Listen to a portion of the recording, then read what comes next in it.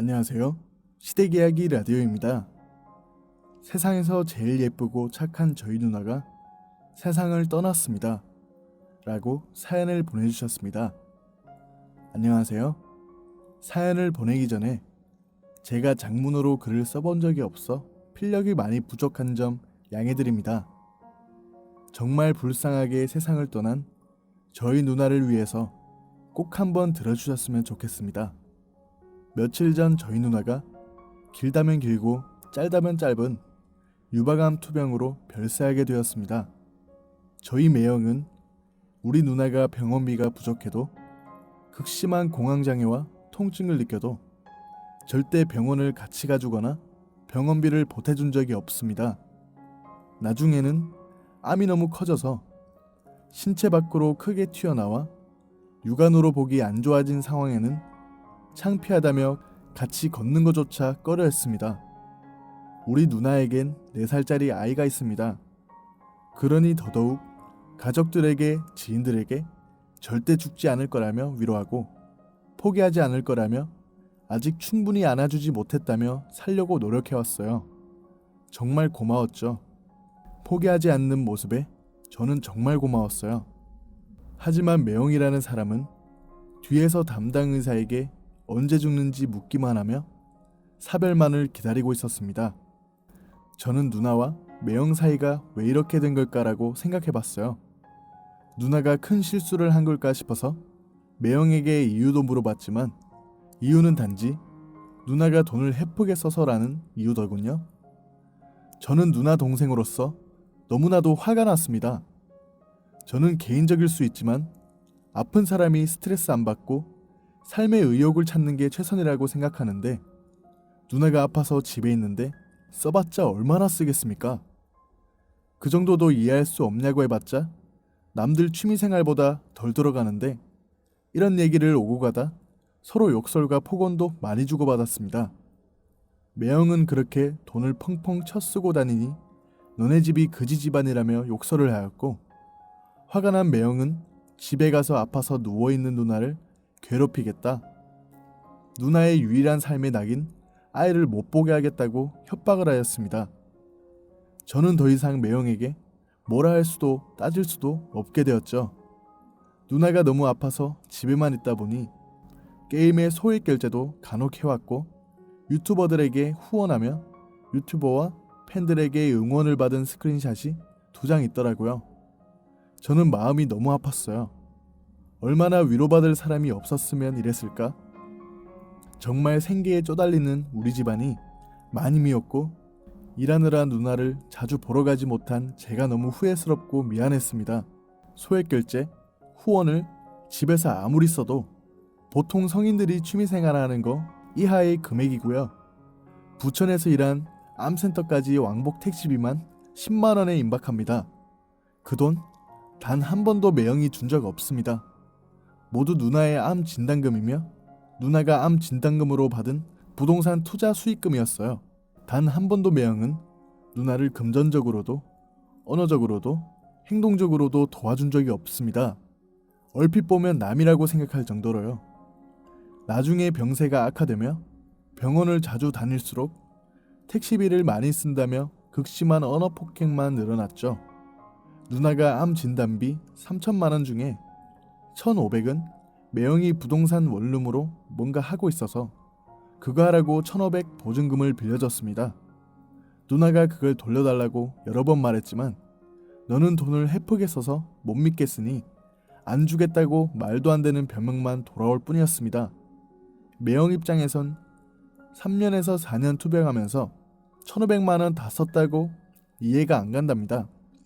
어차피 사별하면 본인 것이 된다는 생각 때문에 안 준 거겠죠. 그렇게 시간이 흘러서 어느 순간 누나가 척추에도 암이 전이가 되어 하반신을 못 쓰게 되었어요. 그쯤 병원에서 이제 호스피스 병동에 들어가라고 권유를 하더군요. 그쯤부터 보험으로 안 되는 부분들이 많이 있더라고요. 생계가 원활하지 않은 우리 집안으로는 힘들었어요.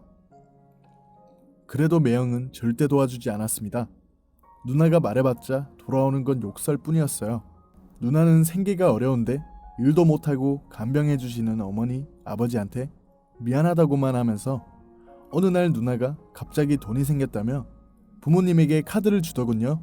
뺏어 쓰라고 매형에게 준 1,500만 원을 받은 줄 알았으나 가족들한테 너무 미안해서 개인 신용대출을 받았더라고요. 그걸로 밀린 카드값 어느 정도 납부하고 병원 지출비 납부하고 어느 정도 용돈 겸 부모님 드린 것 같습니다. 결국 호스피스 병동으로 옮긴 지 20일 정도 만에 누나가 별세를 하였습니다. 장례를 준비했어요. 그때도 매형은 납골당을 따로 하지 않고 우리 외할머니 산소에 같이 모셔주자는 이상한 소리를 했습니다. 알고 보니 구두쇠 매형이 납골당 분양 안 해줄 거라고 생각한 우리 누나가 이런 소리를 했었나 봐요. 납골당에 안 보내줄 거면 외할머니 산소에라도 묻어달라고 그거를 그대로 시행하려고 했나 봅니다. 저의 상식으로는 도저히 이해할 수가 없었어요. 저는 장례식을 처음 해봐서 20평짜리 장례식장의 규모가 얼마나 되는지 몰랐어요. 매형 쪽에서 하는 말이 20평짜리 했다고 하더라고요. 전 장례식장 보고 어이가 없었습니다. 저라는 곳 위에 상 4개 들어가더라고요. 분리형 아니고요.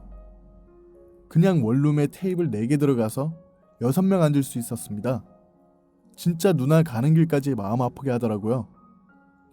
장례식 오시는 손님들은 자리가 없어서 앉지도 못하고 그냥 가신 분들도 수도 없이 많았습니다.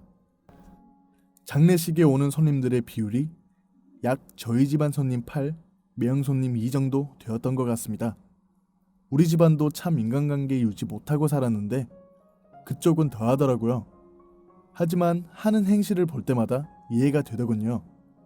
그리고 그 상주라는 사람이, 매형이라는 사람이, 누나 남편이라는 사람이 밤 10시 30분쯤 되고 손님이 떨어지니까 몰래 숨겨둔 부조함 키로 부조함 열어서 돈 들고 차로 가져가서 돈 세고 차에서 자더라고요. 저는 무슨 알바하러 온 줄 알았어요. 아침 10시 출근, 10시 반 퇴근, 페이는 부조, 언제는 본인이 상주라며 상속자라며 누나가 유언으로 맡긴 핸드폰도 다 뺏어가면서 본인에게 유리한 건 다 가져가더라고요. 며칠 전 저희 부모님한테 전화와서 니들 시한부 억지로 대출시켜서 돈 횡령했다며 신고한다고 전화 왔더군요. 절대 자기가 한 행실은 잘못이 없다고 생각을 하고 누나에게 미움을 살 이유도 없다고 생각하더라고요. 돈 많이 쓰는 누나에게 정당한 대가를 치렀다고 생각하더군요. 누나가 빌려준 1,500을 주지 그랬냐고 물으면 그건 그거일 뿐 너네는 범죄를 저질렀다며 돈 달라고 신고한다고 협박하길래 어이가 없어서 그냥 신고하라고 했습니다. 그래서 저에게 신고 완료했다고 자랑하길래 그냥 무시해버렸습니다. 뭐 신고한 거는 우리에게 아무런 상관없어요. 저는 아픈 누나의 행동을 단 한 번도 틀렸다고 생각한 적 없어요.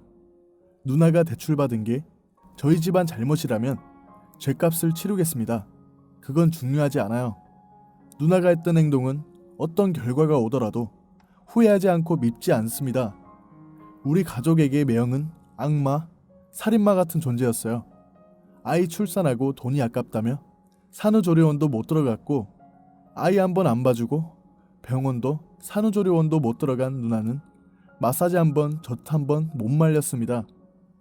아마 이것 때문에 유방암이 걸린 게 아닐까 추측이 되고 좋게 넘어가고 싶었으나 매일 전화와서 신고했네 뭐네 후회하지 말고 지금 돈 달라며 자꾸 연락 오고 고인이 된 우리 누나 비하와 저희 집안 부모님과 저까지 모두 비하하며 욕설합니다.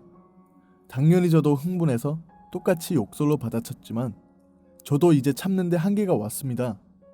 이런 사람 더 이상 못 참겠고 어떻게든 처벌하고 싶습니다. 혹시 어떻게 방법이 있을까요? 누나에게 폭언과 부동산 투자금 안 돌려준 거 지금 제 판단이 잘못된 건지 여러분들이 판단해주세요.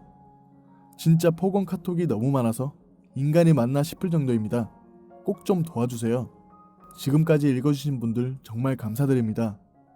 비록 세상을 떠난 저희 누나지만 지금이라도 웃을 수 있도록 힘을 주세요. 라고 사연을 보내주셨습니다. 너무 안타까운 사연이네요. 사연을 들어주신 분들께서 조언의 말씀 해주시면 큰 힘이 되실 것 같습니다. 끝까지 힘내세요. 오늘도 사연을 보내주신 분께 감사드리며 앞으로도 많은 사연으로 찾아뵙겠습니다. 시청해주셔서 감사드리며 구독과 좋아요 꼭 부탁드릴게요.